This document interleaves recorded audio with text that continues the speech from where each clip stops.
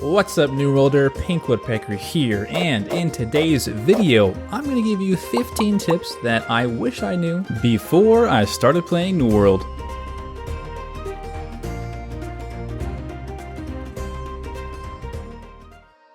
Tip number 1 is server choices. Okay, so hear me out. Whenever you make your character, it will be permanently bound to whatever server you originally selected for your region. Permanent. So if you want to play with friends, make sure you coordinate amongst each other before you select a server. That way you can all play together, because there is no crosstalk between the servers right now. Tip number 2 is your starting location. So I didn't know this, and it was a huge shock to me when I first jumped into the game because I was instantly trying to play with some friends of mine, but it turns out that there's actually 4 different designated starting locations for new players, and where you start at is randomized. So even though you and your friend are on the same server as new players, you might start at completely different locations. These locations include Everfall, Monarch Bluffs, Windsward, and First Light.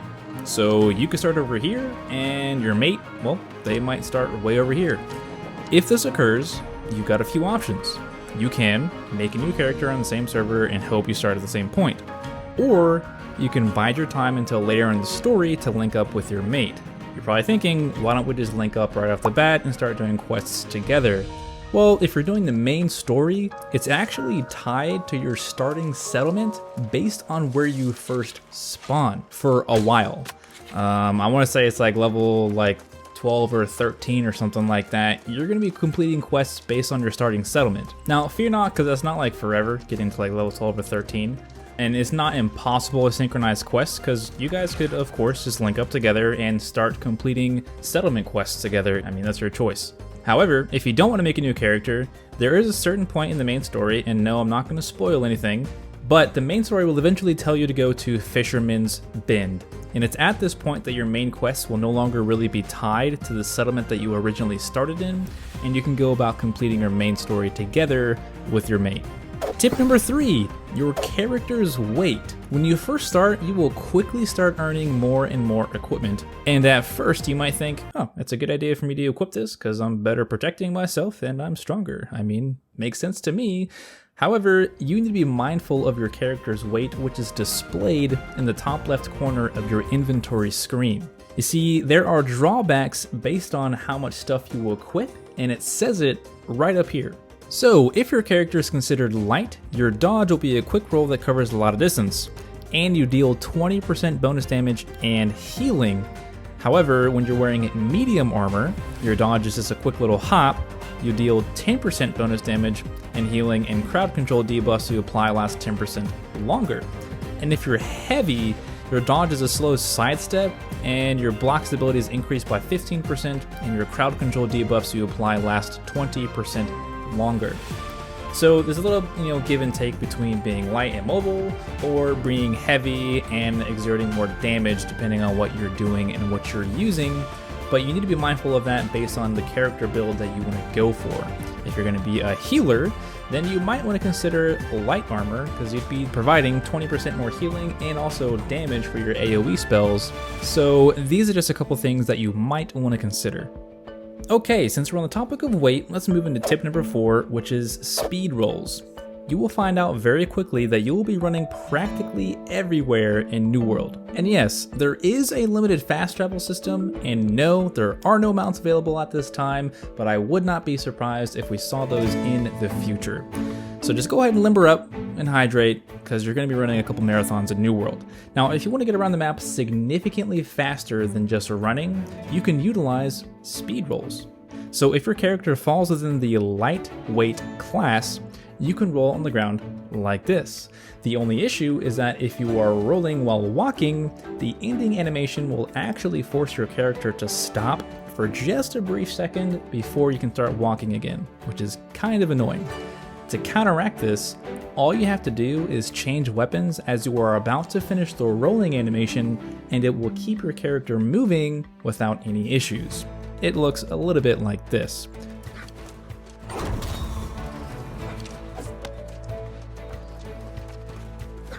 Trust me when I say this, speed rolls will save you an immense amount of time traveling around the map. Moving into tip number 5, now if you're kind of lazy and you want to multitask while you're running your marathons, then make sure to use Autorun, which by default is bound to the equal sign. While you auto-run, your character will automatically vault over obstacles, you can open your map, you can customize your character, select settlement buffs, or just look through additional content on my YouTube page and subscribe while you're at it. That will help you kill some time for sure. Tip number 6. Switching gears for just a second, let's talk about character leveling tips. Now, I don't know how you play MMOs, and I'm not going to sit here and tell you how to play MMOs, but I am personally a hoarder of everything. If I can pick it up, I probably will. Now, I'm not saying that hoarding is the way to go, but I would make it a habit to specifically train harvesting, tree cutting, and mining anytime that you are out and about completing quests.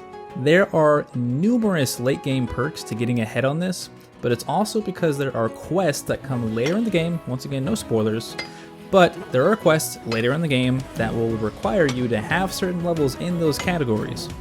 If you don't, you might be forced to buy things that you need, and there's no telling what the market would look like at that time. Moving on to tip number 7, which relates back to tip number 6. Since we're talking about resources, let's talk about some of the best places to find said resources.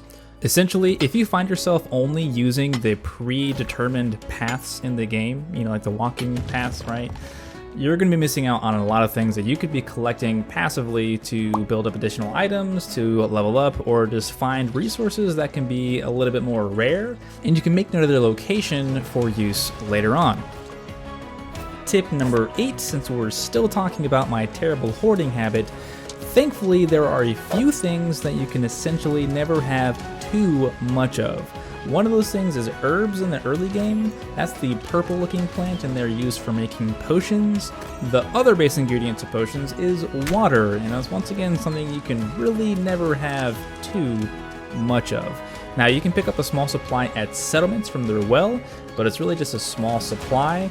What's really nice is that when you go to pretty much any lake or stream, you can just collect the water there at really no sacrifice to your character at all, besides your inventory weight. Tip number 9, this one is very quick. Don't forget to cook, and don't forget to eat what you cooked. This will give your character some long-term buffs like healing over time or increased mana regeneration that you can rely on while you're duking it out in New World. Moving into some items that will make you a more efficient adventurer. So tip number 10, when you finally make it to your first settlement, go ahead and pick up all the quests that you can. There really isn't a maximum that you can hold. However, there is a maximum that you can see displayed on your screen, and that magic number is 6. So even if you go down your full list of quests, and let's say you pin them all, you can only see 6 active quest items at a time on your main screen. And the only reason why I'm bringing this up is because when I first discovered this, I thought I had lost a quest somehow, or that it had timed out. But if you go back to your journal, any quest that you'd picked up will always be there for you. Tip number 11, still talking about quests here, you need to group your quests. And I can't tell you how much time this will save, especially since for the most part, well, you're running everywhere. Now the main story does a great job of leveling up your character as you progress, but sometimes you just want to get that extra edge, that extra, buff to your character. So before you actually set out to complete a main quest, go ahead and peek around to see if there are some other quests that you can complete on the side while you're in that area. I'm telling you right now, that's going to save you so much time. Tip number 12, be very careful with PvP quests. As the name implies, these are high risk, but also high reward. And at first, when I looked at these, I figured I had to actually participate in PvP. Well, yes, but also no. These really don't require you to attack other players. In fact, you could do your best to avoid other players if you wanted to. However, it requires you to complete certain quests while you have PvP enabled. Now, here's the thing. If you die while you have your quest in progress, you will lose all of your progress on that quest. It doesn't matter if you completed all the requirements and all you had to do was turn it in. I'm telling you right now, if you die, you will lose all of your progress. You'll have to go back to the faction and request the quest all over again. As a matter of fact, I want you to listen to the heartache in my friend's voice as we discovered this together. I'm dead. You guys, it's all up to you. All up to us. He's close. Oh, he's coming to get me. He's coming to get me. Ah, PvP mission failed. Yo, all of my quests are gone. All of them? Yep, they're no longer on my screen. Damn it! So frustrated. That is super annoying. So my tip here is either be amazing at PvP, or do these in a group of other friends so you can run your own mobs. You know, the wholesome way of doing things. Okay, so we've talked about quests and hoarding and mobs and wholesome. Let's talk about some inventory management. So this is tip number 13. You've probably found yourself with too much stuff in your inventory, and here are some quick things that I wish I knew to help manage that early game. First, if you have an excess armor piece that really isn't worth much, doesn't have a high gear score, has nothing special to it, and is not colored green or purple or anything else, just salvage it. This will typically give you a few parts for free, like iron or something like that, and it will also give you some repair parts, which are necessary to repair your own gear.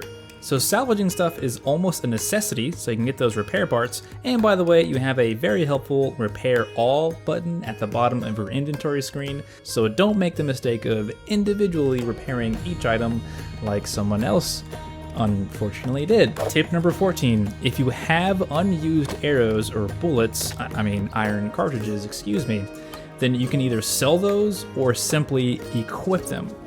These don't add to your character weight, but they do add to your inventory weight, and if you're collecting a lot of them, like iron arrows or iron cartridges, that weight can actually add up very quickly and lead to you being encumbered. So if you're not using a bow, if you're not using a musket, then just sell them because you don't need them.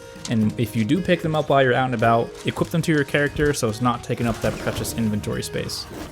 Okay, so you finally finished traveling out and about all over the place, completing quests, leveling up. It was awesome. Let's talk about tip number 15 really quick, and that's fast traveling. So let's say you're way over here, but you need to get back over, I don't know, say here very quickly. Well, number one, you need to pay attention to what inn you checked in to, because you can use what's called recall to inn. It is a free and easy way to fast travel in New World. However, be mindful that it has a 60-minute cooldown between uses. Don't use it so willy-nilly like someone else did. Now, if you wanted to quickly travel back out into the world, you can use some Azoth at a shrine to teleport to any settlement you have visited or any other shrine you have activated. If you need help finding these shrines, be on the lookout for gigantic blue beams that shoot up into the sky. These will always lead you to a shrine, and they are well worth taking the few minutes to pick up because fast traveling is an absolute lifesaver. And while you're back in town, you don't actually have to be standing at a shrine to activate a fast travel, because if you are anywhere inside of a settlement, you can fast travel just by opening your map and choosing where you want to go. However, please keep in mind this will cost you some Azoth, and the price is based off of your weight, the distance, and even the faction you chose.